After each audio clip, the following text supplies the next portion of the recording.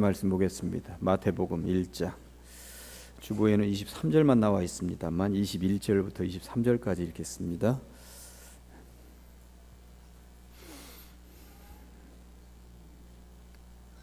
마태복음 1장 21절부터 23절입니다. 제가 받들어 읽겠습니다. 아들을 낳으리니 이름을 예수라 하라. 이는 그가 자기 백성을 그들의 죄에서 구원할 자이심이라 하니라. 이 모든 일이 된 것은 주께서 선지자로 하신 말씀을 이루려 하심이니 이르시되 보라 처녀가 잉태하여 아들을 낳을 것이요 그의 이름은 임마누엘이라 하리라 하셨으니 이를 번역한즉 하나님이 우리와 함께 계시다 함이라.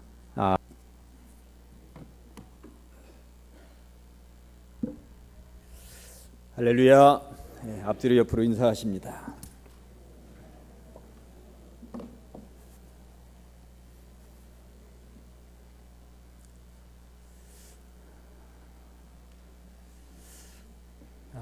이것저것 많이 변화하는 계절 가을의 중심으로 우리가 달려가고 있습니다.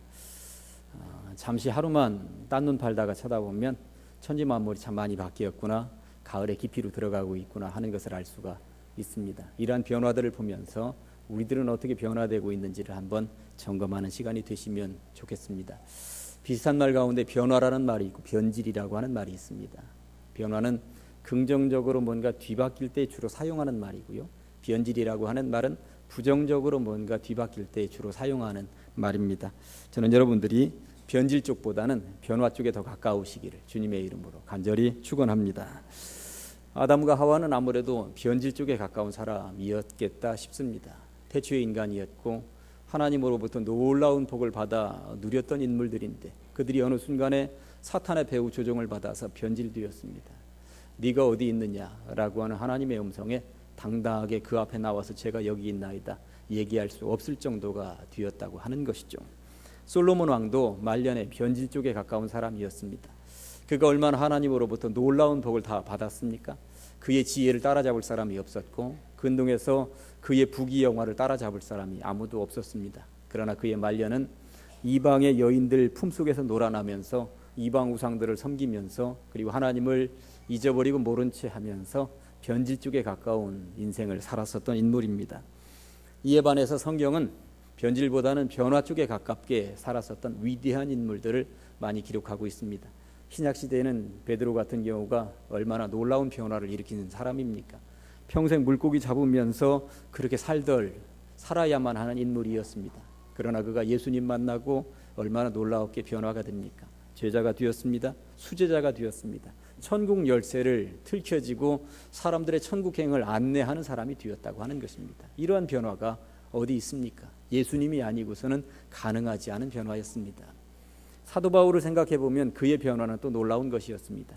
예수 믿는 사람들 죽이겠다고 잡겠다고 도시락 싸들고 다니면서 말리던 사람이 그 사람이었습니다. 그런데 그가 예수 만난 이후에 어떻게 변화되었습니까?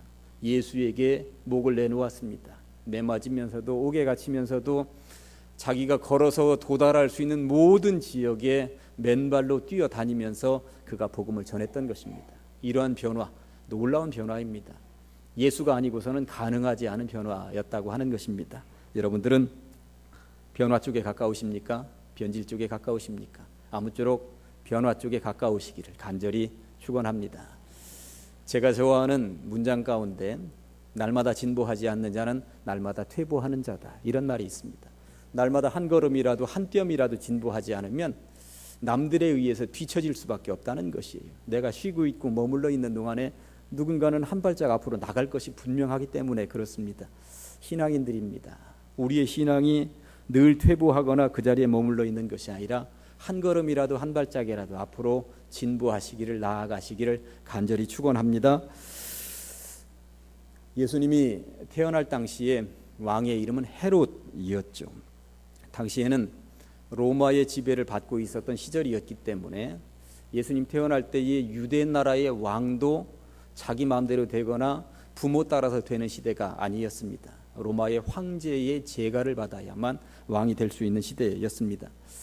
헤롯은 유대인이었지만 귀족 집안 출신이었습니다. 그러다 보니까 로마의 고위직들을 아주 편하게 쉽게 자주 만날 수 있는 사람이었고요. 로마의 고위직들에게 로비를 쉽게 일이하면서 자기의 영역을 넓혀갔습니다. 그러다가 이 헤롯은 로마 원로원의 눈에 들게 되었고 34살밖에 안 되는 아주 젊은 나이에 유대 나라의 왕이 되었습니다. 승승장구했고요. 예루살렘 성을 중심으로 하여서 유대 나라를 40년간 통치하게 됩니다. 이 사람의 수완이 얼마나 좋으냐면 이 헤롯이 왕이 될 때 로마의 황제는 아우구스투스였습니다. 아우구스투스의 눈에 들었기 때문에 이 유대 나라의 왕이 될 수가 있었는데 아우구스투스가 정적에 의해서 물러나죠. 그때 아우구스투스를 물러나게 한 황제는 안토니우스였습니다. 그런데 안토니우스가 새롭게 황제가 되면 그 이전에 뭔가 한 자리씩 하고 있었던 사람들은 다 물러나야 되는 것이죠. 유대 나라의 이 왕 헤롯도 물러났어야만 합니다. 그런데 이 사람이 얼마나 수완이 좋은 사람인지 황제가 바뀌었는데도 새로운 정적이 황제가 되었는데도 물러나지 않습니다. 이리저리 로비 실력이 대단했던 것입니다. 이 헤롯은 유대 나라의 왕이 되면서 이 유대 지역을 어떻게 하면 제대로 통치할 수 있을 것인가, 특별히 데모하지 않는 백성들을 만들 것인가, 이리저리 고민하면서 깊이 생각을 해보았더니 이 유대 지역에 있는 유대 나라 사람들의 신심, 믿음만을 건들지 않으면 되겠다. 그러면 예루살렘 성전을 어떻게든 제대로 보존해주면 되겠다 하는 생각을 가졌습니다. 예루살렘 성전은 원래는 솔로몬 왕이 지었던 것이죠. 예수님 태어나시기 1000년쯤 전에 솔로몬 왕이 지은 것입니다. 그런데 예수님 당시에 지금 있는 이 성전은 솔로몬이 지은 성전은 아니었습니다. 솔로몬이 성전을 짓고 나서 400~500년쯤 후에 솔로몬 성전은 무너져 내렸습니다. 어디로 인해서? 바벨론이라고 하는 나라가 쳐들어와서 예루살렘 성과 예루살렘 성전을 완전히 소토화시켜서 돌 위에 돌 하나도 남겨지지 않도록 만들었던 것이거든요. 그렇게 성전이 없는 상태로 7~80년 정도 유대 백성들은 바벨론의 포로로 잡혀가서 지내게 되었는데 이제 하나님께서 놀라운 은총을 베풀어 주시어서 바벨론이 무너져 내리게 되었고 그리고 포로로 잡혀가 있었던 유대 백성들이 고향으로 돌아오게 된 거예요.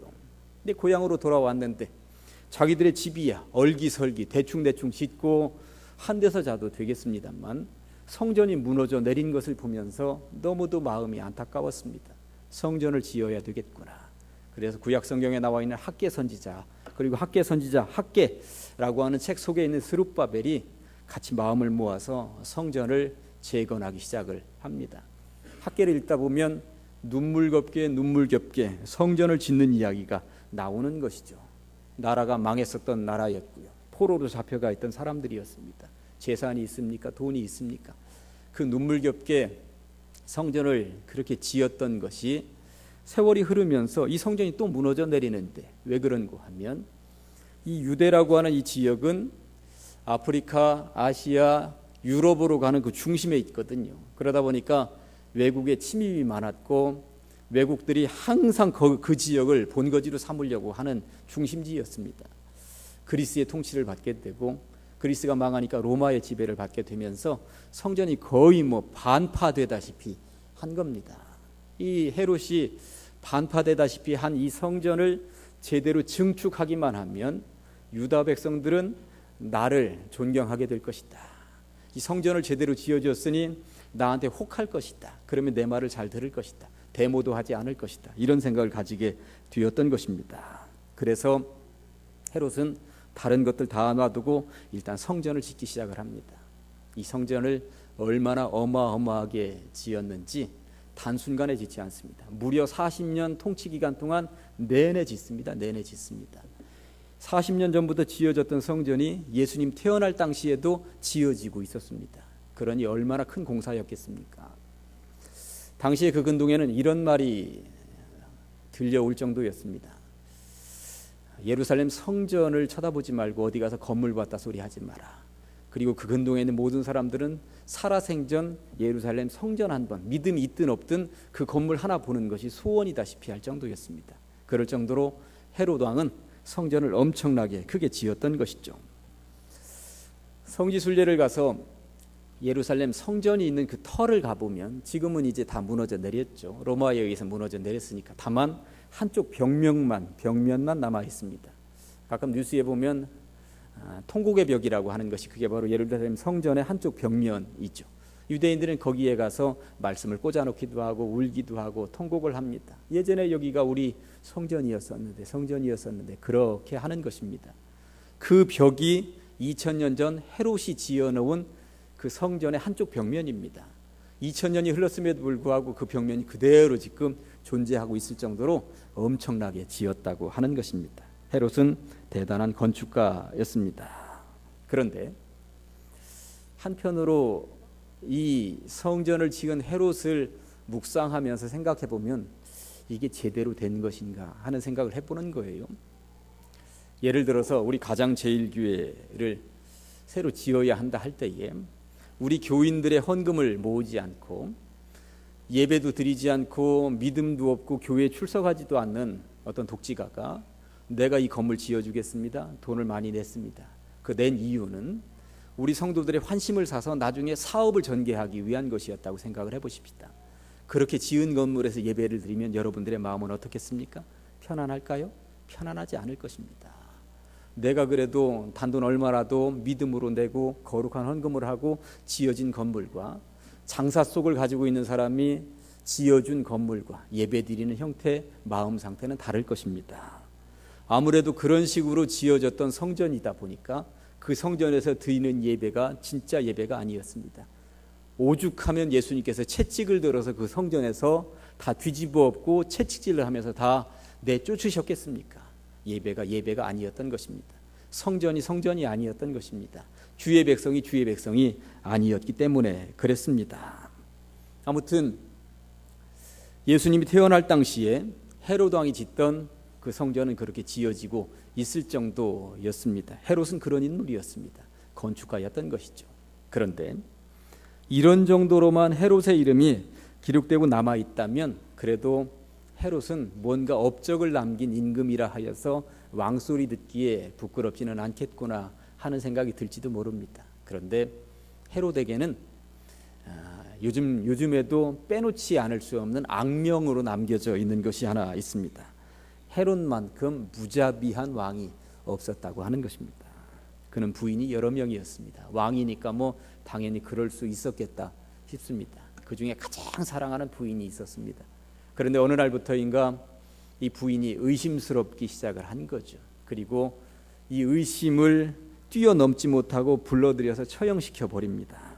뿐만 아니라 그의 자신의 장모, 두 처남, 사랑하는 아내에게서 낳은 두 아들까지도 죽여버립니다.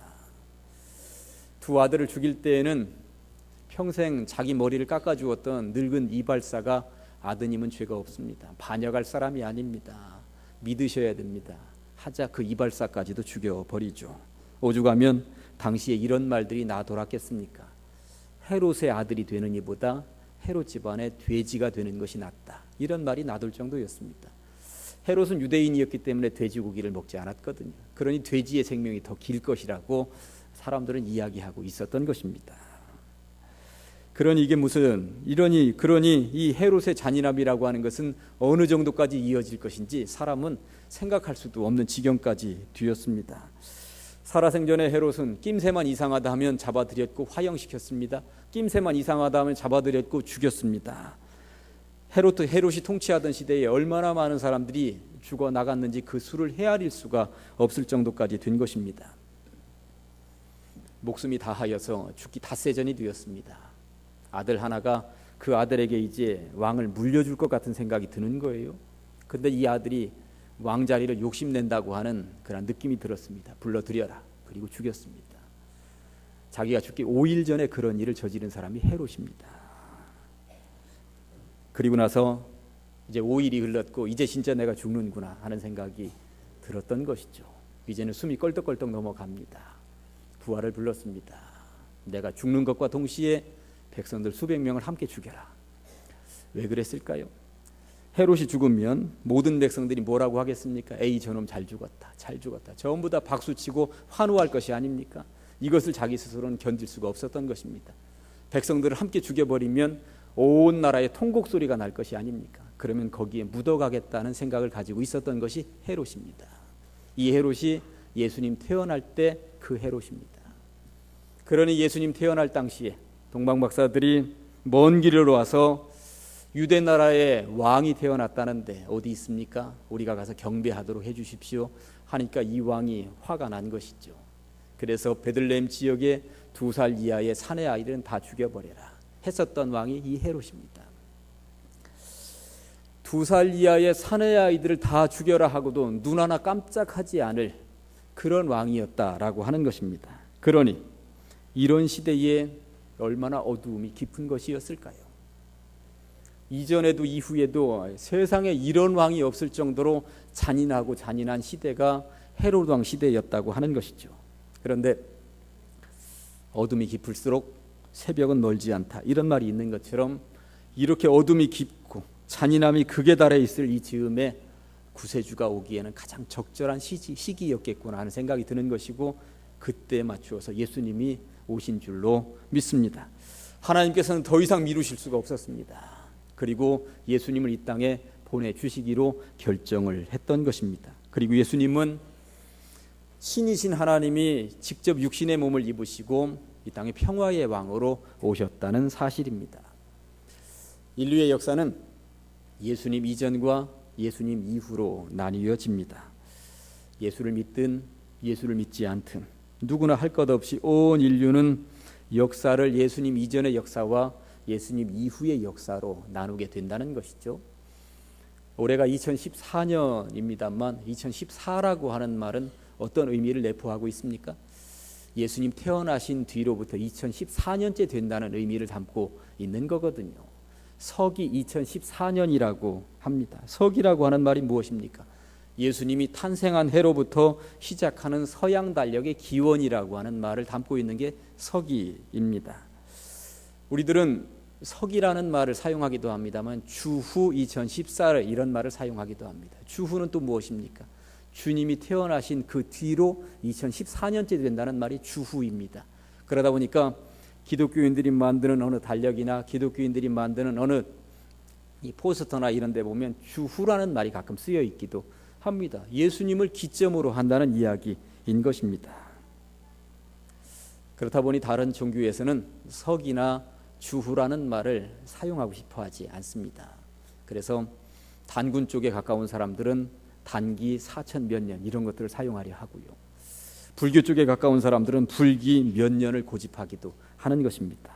그러나 전 세계는 이미 서기 2014년 안에 포함이 되어 있다는 사실입니다. 믿는 사람이든 믿지 않는 사람이든 주민등록증을 열어보면 거기는 어김없이 서기에 의해서 자동적으로 몇 년, 몇 월, 며칠에 태어났는지가 누구나 다 쓰여져 있다는 것입니다. 그러니 누구나 다 기독교의 영향 아래에서 살고 있다라고 하는 사실을 인정하지 않을래야 인정하지 않을 수가 없는 그런 현실인 것입니다. 주일은 무엇이며 또 일주일은 또 무엇입니까?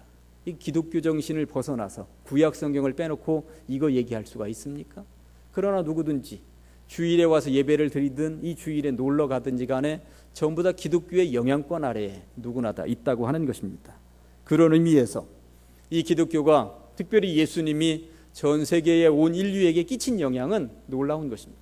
전부 다 그 영향 아래에 놓여 있다는 사실인 것이죠. 그런데 2000년 전 그 당시만 해도 예수님이 태어날 당시만 해도 예수님의 영향력이 이렇게까지 지대하리라고 생각한 사람은 아무도 없었습니다. 예수님의 탄생 배경이나 죽음을 보면 그렇게 초라하게 태어나신 분이, 그렇게 잔인하게 돌아가신 분이 이 땅의 구주이며 이 지구 땅덩어리에 모든 영향을 미치는 분이란 말인가, 그렇게 생각할 수밖에 없었다고 하는 것이죠. 예수님의 탄생을 여러분들은 잘 알고 있습니다. 우리는 성탄절에 아기 예수 잘도 잔다, 아기 잘도 잔다 하고 성탄절에 마구간을 이렇게 예쁘게 꾸며놓기도 하고 그렇습니다만 2000년 전의 현실은 사실 그렇게 예뻐 보이거나 만만한 것은 아니었습니다. 품위라고는 도저히 찾아볼 수가 없는 탄생이었음을 우리는 알고 있죠. 표현이 좀 그렇습니다만 세상적인 시각으로는 사생아였습니다. 육신적인 아버지가 없이 태어났기 때문입니다. 아기 예수의 요람은 여물통이었으며 포대기는 누더기였습니다. 태어난 자리에는 네 발 날린 짐승들의 울음소리로 시끄러웠으며 질펀한 배설물 천지였을 것입니다. 오물들의 냄새는 또 얼마나 코를 찔렀을까요? 세상에서 가장 초라한 거지도 그렇게는 태어나지 않았을 것입니다. 이 땅을 살다간 수없이 많은 사람들 가운데서 그런 환경에서 태어난 아기는 예수님밖에 없었을 것입니다. 그런 의미에서 성탄 찬송 아기 아기 잘도 잔다는, 사실 예수님이 실제적으로 그런 환경에서 잘도 주무셨을까, 잘도 잤을까, 저는 그런 생각을 한번 해보았습니다. 예수님은 그렇게 가장 낮고 천한 자리에 내려오셨던 것이죠.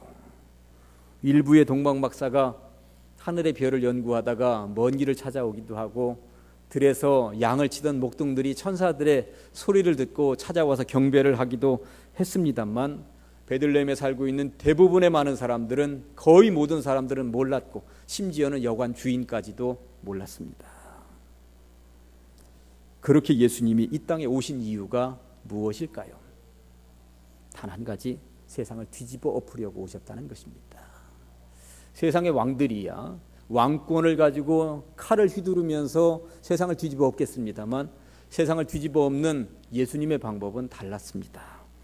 헤롯은 유대 나라의 왕이 되기 위해 로마에 찰싹 달라붙었고, 그의 로비 실력은 34살에 그를 왕으로 만들어 주었습니다. 그러나 이 땅에 진정한 왕으로 오신 예수님은 세상을 구원하시기 위해 세상의 왕들이 사용하는 그 방법을 하나도 사용하지 않으셨습니다. 가장 밑바닥으로 내려오셨습니다. 가장 밑바닥 인생들하고 사셨습니다. 그리고 가장 처참한 방법으로 죽으셨습니다. 그런데 중요한 것은 40년간이나 유대 나라의 왕이었던 그 사람, 로마의 권력을 등에 업고 무소불위의 권력을 휘둘렀던 그 사람을 우리는 왕이라고 인정하지 않습니다. 우리에게 있어서 유일한 왕이 있다면 예수 그리스도 한 분뿐이신 줄로 믿습니다. 세상의 왕과 우리의 왕이 되시는 예수님의 차이는 무엇입니까? 세상의 왕은 그 권력을 가지고 무엇든지 할 수 있었습니다. 내 마음대로 휘두를 수 있었습니다. 부인도 죽일 수 있었고, 자식들도 죽일 수 있었고, 자기 측근 누구나 다 할 것 없이 죽일 수 있었고, 그 수많은 백성들 눈 하나 깜짝하지 않고 죽일 수 있었고, 2살밖에 안 된 그 어린아이들, 사내아이들 전부 다 죽여라 하면 죽일 수 있었던 것이 세상의 왕이었습니다.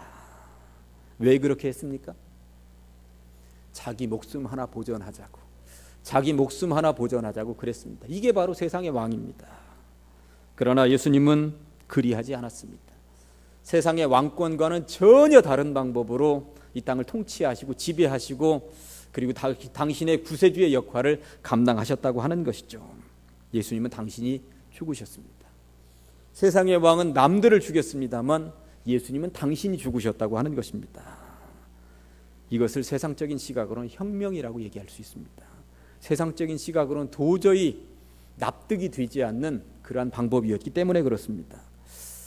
누구나 할 것 없이 너 죽고 나 살자 하는 세상 속에서 내가 대신 죽을 테니 너희들은 제발 살아야 된다, 이게 바로 예수님의 방법이었다고 하는 것이죠.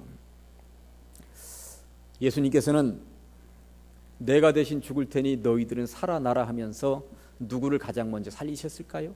권력자들 아니었습니다. 종교 지도자들 아니었습니다. 가장 밑바닥 인생이라고 하던 이들이 살아났습니다. 먼저는 어린아이들을 살려내셨습니다. 로마 시대에, 그러니까 예수님이 태어날 그 당시에 어린아이들의 생사 여탈권은 아버지가 가지고 있었습니다. 마음에 들지 않으면 버릴 수 있었던 것이죠. 예수님보다 50년 후에 태어난 플루타르크라고 하는 이는 이 사상가, 그리스의 사상가죠. 영웅전이라고 하는 책을 썼습니다. 이 양반이 이런 말을 했습니다. 아이는 인간이라기보다는 식물에 가깝다, 이런 말을 했습니다. 어린아이는 인간이 아니고 식물이야, 식물, 이런 말을 한 거예요. 사상가가 이런 말을 할 정도였으니 어린아이들을 내다버리는 것은 식물을 뽑아버리는 것과 똑같은 시대가 예수님이 태어날 당시였다고 하는 것입니다. 버려지는 아이들은 쓰레기더미나 똥구덩이에 그냥 버려졌습니다. 거의가 죽었지만 더러는 누군가에 의해서 살아남았고 당연히 노예로 팔려 나갔습니다. 그런 노예를 이끌어서 코프로스라고 했습니다. 코프로스. 이 코프로스라고 하는 말을 우리말로 번역하면 뭔지 아세요? 똥입니다. 똥. 그러니까 너는 사람도 아니고 존재 자체도 아니야. 너는 똥이야. 그러면서 그를 노예로 활용하던 시대가 예수님이 태어날 당시였다고 하는 것입니다. 그런 당시에 예수님은 오셨고요. 혁명을 일으키셨습니다. 똥으로 버려지던 아이들, 그런 아이들 똥이라고 하면서 전혀 거들떠보지도 않던 시대에, 아버지 마음대로 아이를 막 내다 버릴 수 있는 시대에 예수님은 청천벽력과도 같은 말씀을 하셨습니다. 누구든지 내 이름으로 이런 어린아이 하나를 영접하면 곧 나를 영접함이니. 아멘. 이게 예수님 말씀입니다. 오늘날 읽으니까 이게 별거 아닌 것처럼 당연히 들립니다만 당시로서는 이 말씀은 놀라운 말씀입니다. 아무나 할 수 없는 그런 놀라운 말씀. 식물처럼 뽑아버리고 똥처럼 내다버리고 짓밟아도 전혀 상관이 없는 그 어린아이 하나 영접하는 것이 나를 영접하는 것이라고 하는 말은 혁명이었다라고 하는 것입니다. 또 이런 말씀도 하셨습니다. 어린아이들이 내게 오는 것을 용납하고 금하지 말라. 하나님의 나라가 누구? 이런 자들의 것이니라. 이런 자들의 것이니라. 코프로스, 똥 같은 존재들이 새로운 세상의 주인공이라고 주님은 말씀하고 계신 것입니다. 버려지는 아이들, 내팽개쳐도 되는 아이들, 뽑아버려도 되는 아이들을 위한 나라가 있다는 것입니다. 세상에나 잡초 같은 것들이라 하여서 뽑아버려도 전혀 문제될 것이 없던 존재들이 그렇게도 세상 사람들이 소망하는 천국의 주인공이라니, 이건 혁명이었습니다. 그 천국은 누구나 마음대로 들어갈 수 있는 곳이 아니라고, 그렇게 어린아이 같은 마음을 품고 있는 사람이어야만 들어가는 것이라고 주님은 힘주어서 강조하셨던 것입니다. 예수님이 벌인 이 운동이 퍼져나가면서 아이들을 위한 대한공동체가 예수님의 이름으로 생겨나기 시작을 했습니다. 기독교 역사 초기에 교회는 세상과는 다른 공동체가 되어 있었던 것이죠. 당시에 널려 있었던 낙태, 유기, 영아, 살해 같은 관습들이 이제 기독교 공동체 안에서는 금지되기 시작을 했습니다. 예수님의 정신을 따르겠다라고 하는 기독교 공동체 안에서 이런 일이 어떻게 가능하겠습니까? 그러다 보니까 예수님이 태어나신 지 200년 후쯤에 발견된 문서에는 이런 놀라운 용어가, 모든 아기는 하나님 앞에 영광스럽기 위해서 버려져서는 안 됩니다. 예수님 당시만 해도 이런 용어는 사용할 수가 없었습니다. 모든 아기는 하나님 앞에 영광스럽기 위해서 버려져서는 안 된다는 말을 예수님 이전만 해도 세상에서는 누구라도 입으로 내뱉으면 바보 같은 놈, 멍청이 같은 놈 소리 듣던 시대였습니다. 그러나 예수님은 세상을 뒤집어 엎으셨던 것입니다. 바꿔 놓으셨던 것입니다. 어린아이에 대한 인식을 뒤집어 엎으시고 세상을 이렇게 변화시켰다고 하는 것입니다.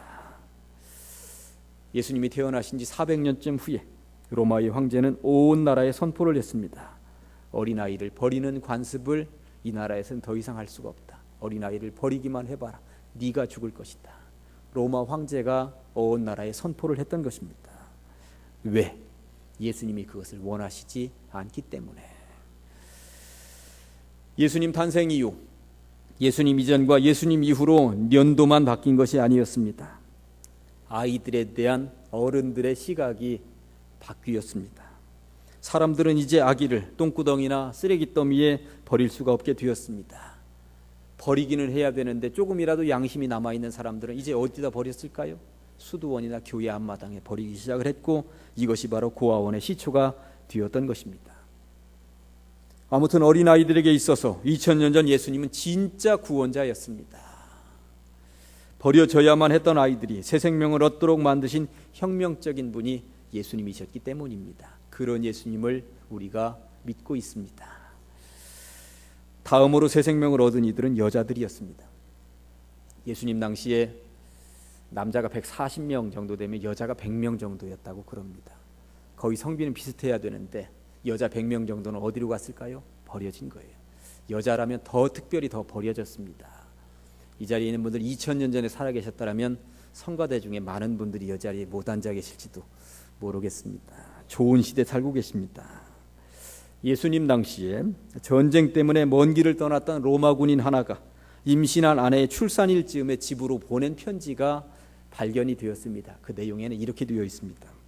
신신당부하오니 우리 어린 아들을 잘 부탁하오. 내가 집에 가기 전에 아기를 낳거든 아들이면 거두고 딸이면 버리시오. 편지에 당신을 잊지 말라고 썼더구려. 내 어찌 당신을 잊겠소. 걱정하지 마시오. 군인으로 먼 길 나가 있는 이 군인 남편이 당신을 사랑한다고, 그리고 그 아들도 잘 부탁한다고 써 놓으면서 딸을 낳거든 버리시오. 이렇게 쓰여 있습니다. 아무 거리낌이 없습니다. 당시는 그런 시대였다고 하는 것입니다. 이런 시대의 여성들에 대한 예수님의 관심과 애정은 얼마나 특별한 것이었을까요? 당시에는 정말 혁명적인 것이었습니다. 예수님 당시는 여성들의 지위가 우리나라 조선시대 지위하고 거의 비슷했다고 보시면 틀림이 없습니다. 남자들하고 함께 돌아다닐 수도 없고 남자들하고 함께 식탁을 대하는 것도 어려운 시대였습니다. 그런데 예수님이 얼마나 놀라운 일을 전개하셨는지 성경 한 권만 찾아보시도록 하겠습니다. 직접 찾아보십니다. 누가복음 8장입니다. 지금 마태복음 읽었습니다. 그 다음이 마가, 그 다음이 누가복음이죠. 누가복음 8장 1절입니다.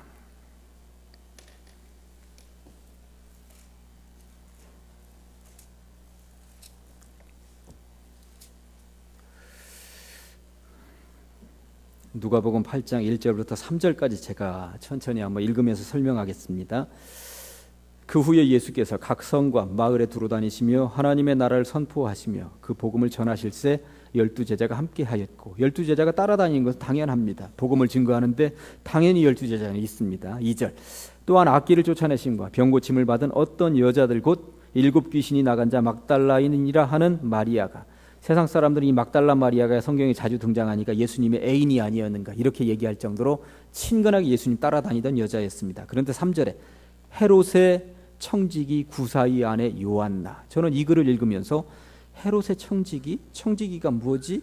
청지기는 총괄 책임자 금고직이었다는 이야기입니다. 헤롯의 금고직이었다 그러면 놀라운 권력입니다. 그런 권력을 가지고 있는 구사라고 하는 사람의 아내 요한나가 예수님을 따라다녔다는 것입니다. 놀라운 이야기입니다. 헤롯이면 이 헤롯은 예수님 당시 예수님 태어날 때 그 헤롯, 잔인했던 헤롯의 아들입니다. 아들 헤롯입니다. 이 헤롯이면 얼마나 권력을 가지고 있습니까? 그 권력자에게서 묻어나오는 콩고물만 얻어먹어도 대단할 것입니다. 그런데 예수님의 무리는 지금 먹을 것도 제대로 없는 전도자들입니다. 그 헤롯의 권력을 내팽개치고 예수님을 따랐다고 하는 것은 놀라운 사건입니다. 그리고 나서 그 뒤에 보니까 아내 요한나와 수산나와 다른 여러 여자가 함께하여 자기들의 소유로 그들을 섬기더라. 저는 이 말씀을 와우 하면서 읽었습니다. 12제자 남자들만 따라다니는 것이 아니라 이 많은 여자들이 예수님과 함께 복음을 증거하면서 따라다녔다는 것입니다. 권력도 내팽개치고 예수님을 따랐다는 것입니다. 어떻게 이럴 수가 있었을까요? 혁명적인 예수님 따라잡으면 여성에 대한 대우가 다른 것이고 여자도 사람처럼 대접받는구나. 이것들이 인정이 되었다고 하는 것입니다. 그들은 자기 주머니 털었습니다. 자기들의 소유로 그들을 섬기더라. 그러니까 선교비 일체를 책임졌다라고 하는 말입니다. 예수님 당시에 이런 여자들의 역할이 있었기 때문에 예수님의 복음 사역이 가능했다고 하는 것이죠. 말씀드렸듯이 당시의 여자들은 우리나라 조선시대 여자들과 비슷한 시대였습니다. 여자가 함부로 사내들과 어울려 다니던 것이 용납되지 않던 시절이었습니다.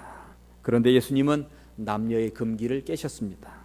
남자 제자들 뿐만 아니라 여자 제자들도 함께 여행하면서 숙식하고 동행하도록 배치했다는 것입니다. 이런 혁명이 어디 있습니까?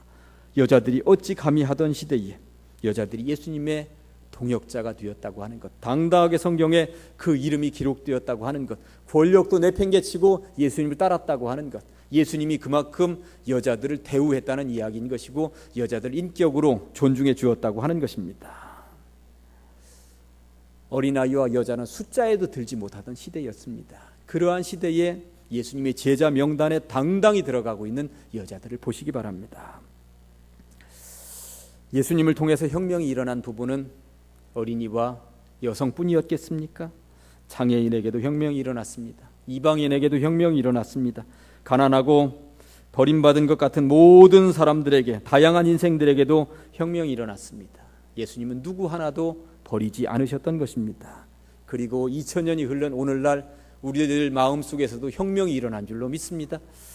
버려지고 내팽개쳐지고 코프로스 똥 같은 존재들, 그러한 존재들 주님 부르셨고 우리들을 인격적으로 대우하시며 천국 시민이 될 수 있도록 불러주신 줄로 믿습니다. 그거 하기 위하여서 그 어두운 시대에, 그 잔인한 시대에 예수님은 하늘 보좌를 버리고 이 땅으로 평화의 왕으로 내려오셨습니다. 그 놀라운 역사, 놀라운 혁명, 놀라운 그 감격을 우리가 받아 누리고 있는 줄로 믿습니다. 이제 말씀을 정리하고 마무리하겠습니다. 오늘 말씀을 통해서 저는 헤롯과 예수님을 비교하면서 설교했습니다. 헤롯은 진짜 왕이었습니다. 그러나 우리에게 왕이라고 불려지지 않습니다. 예수님은 진짜 왕은 아니었습니다. 당시에 그런 지위를 얻지 않았습니다. 그러나 예수님은 오늘날 우리들에게 왕이신 줄로 믿습니다. 그분이 여러분들 마음속에 임재하시기를 간절히 축원합니다. 그분이 일으키시는 혁명의 주체가 바로 여러분들이시기를 간절히 소원합니다. 이렇게 기도하시기 바랍니다. 주님, 내 마음에 오시옵소서. 오셔서 변화의 바람을 일으켜 주시옵소서. 나를 사용하시옵소서. 주님으로부터 쓰임받기를 원합니다. 기도하겠습니다. 어두운 시대에, 잔인한 시대에 예수님은 평화의 왕으로 오셨고 우리의 진정한 왕이 되신 줄로 믿습니다. 우리 마음 가운데 친히 오시옵소서. 오셔서 변화의 바람을 일으켜 주시옵소서. 우리를 사용하여 주시옵소서. 주님으로부터 진정 쓰임받기를 원합니다. 그리함으로 우리를 통하여 하나님의 나라가 확장되길 원합니다. 예수님의 이름으로 기도합니다. 아멘.